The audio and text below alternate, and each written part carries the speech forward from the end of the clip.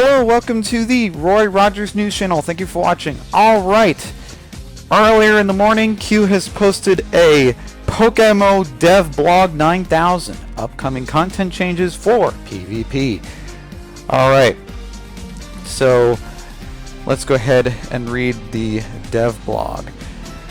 Hello everyone, the next game update will feature a wide list of changes for PvP players. This will include a general balancing pitch, refinement of most PvP systems in the game, and refinement of management tasks like move tutoring. Automated PvP updates.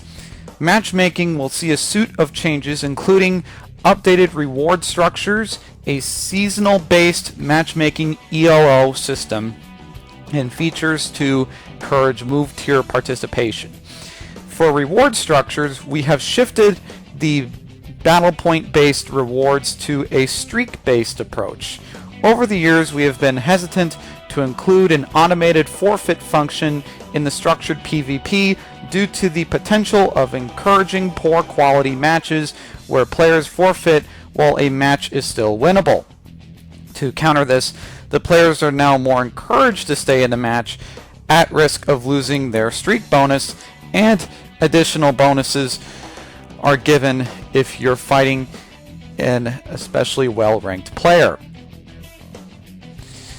Match ELO decay has been another problem which we let stagnate over the years, which will be resolved by a seasonal system for ELO. Seasons will last 3 months. The first season after the update's deployment will be slightly shorter due to updating in the middle of a season, and will perform a hard reset of ELO once over. Each season will be capped off by an automated tournament exclusive to the top players of each tier's leaderboard, winners of which will receive exclusive items. To encourage UU and NU tier participation, we included exclusive rewards for all tiers. Players may now also queue for multiple tiers in matchmaking simultaneously with battle box assigned to each tier. Automated tournaments have seen some attention. Tournament rewards will be more versatile in their choices, allowing for gender selection and selectable IVs with any value, 0 to 31. PokeMMO's Game Masters may also choose to give stacks of items, vanity items, or battle points in future tournaments too.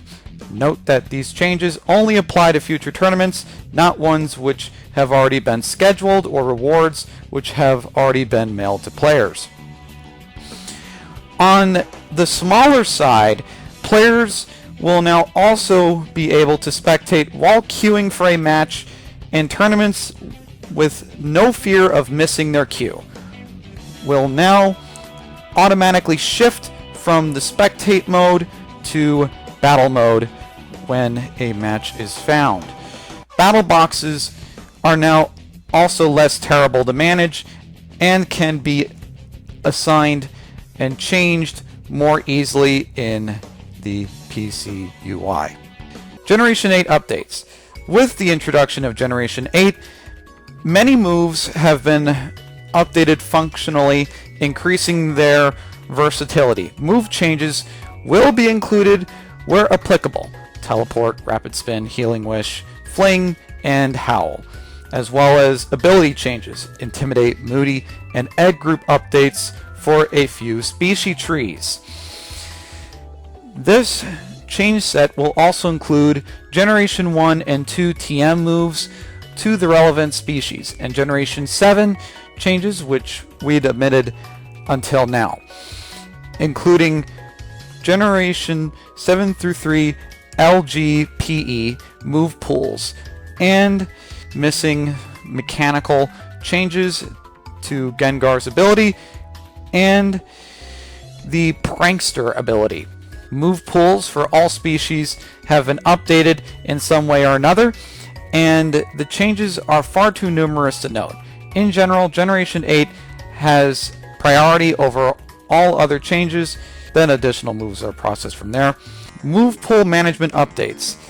Those knowledgeable with earlier gens and Generation 8 will notice that we are introducing a slew of new TMs, over 100 actually. This large bulk of items necessitated that we would look at how we can better the move learning systems, and we've focused on streamlining the gain of renewable moves. Each region will now host NPCs in each healing center you can come across, which will offer to teach you all the tutor moves that a region can offer if you acquired 8 badges in that region. 4 shard-based region move master tutors are present in the game, 1 for each region, allowing you to learn regional exclusive moves for a shard plus item based feed. Each of them is also accompanied by a move deleter and relearner NPC. Prices for relearners will also now more properly reflect the value of the move being relearned. All regions now have a store which will sell every TM in-game in their respective department stores after you complete the storyline.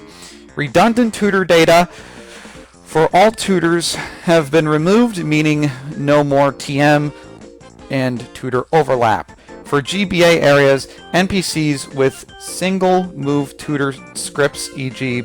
Dream Eater, will now simply give untradeable TMs. Older shard tutors have been removed entirely and their moves redistributed as either TMs or into the newer shard tutors. Overall, we feel it should be easier to keep track of and learn.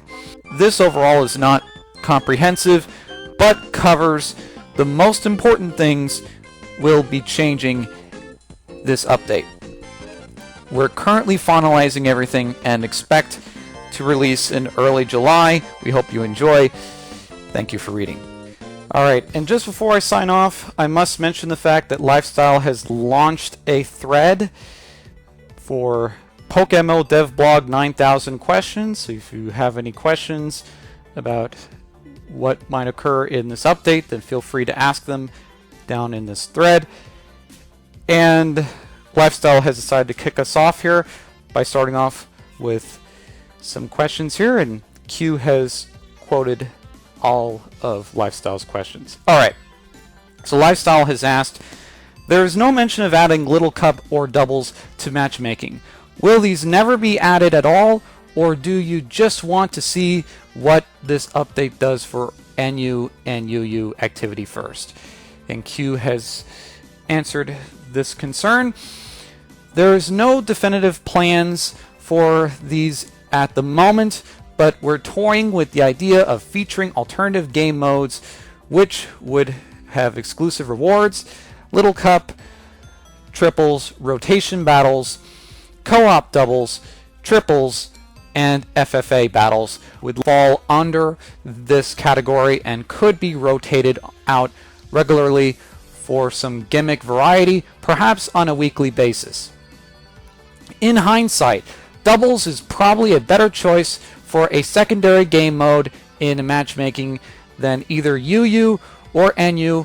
We will likely support it for matchmaking in either this update or the next. UU and NU are naturally harder to understand than doubles due to the restricted species set, and I noted earlier that on this we have no real explanation of how tiers are decided inside the game client. I feel like their turnout is always going to be more depressed than something which is more easily accessible like OU and doubles, but hopefully I am proven wrong. And Lifestyle has asked another question here. Tournament rewards will be more versatile in their choices, allowing for gender selection and selectable IVs with any value 0 to 31. Does this mean that you can get full 31 IV shinies, or is the base still 2x31, 4x25, and it just let us go down from those? and Q has answered this concern. The standard policy used by the GMs is 2 times 0 to 31 for X25. This was intended to address things like Gyro Ball and Trick Room builds, where 0 qualifies as a perfect stat, and the tournament prizes were gimped as a result of technical constraints. Missing mechanical changes to Gengar's ability. So, will Gengar lose Levitate and gain Curse Body as its only usable ability? And Q has answered this concern. Yes. And Lifestyle has asked another question. Regional exclusive moves for a shard item based feed.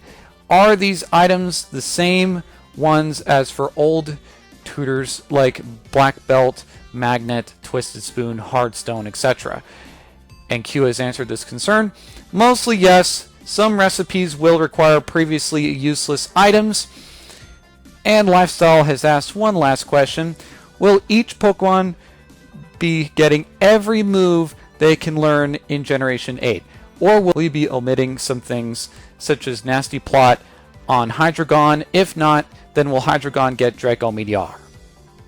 And Q has answered this concern.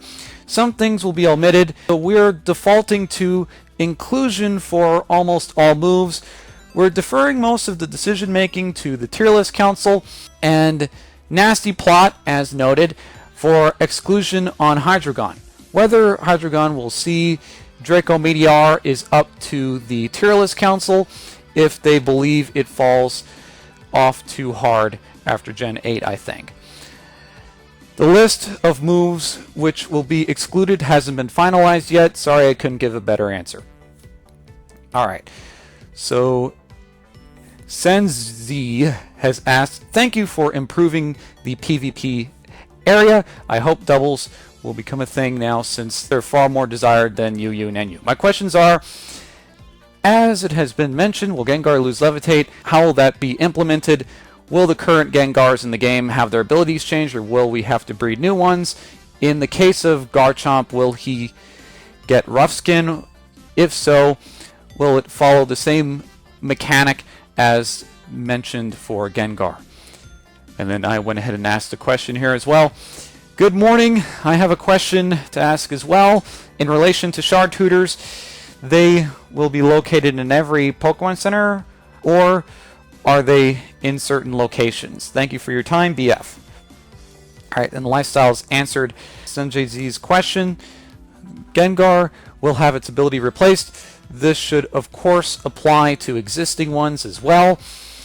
Rough Skin is a hidden ability on Garchomp, so it won't be added in this update. Cursed Body Gengar is not a hidden ability.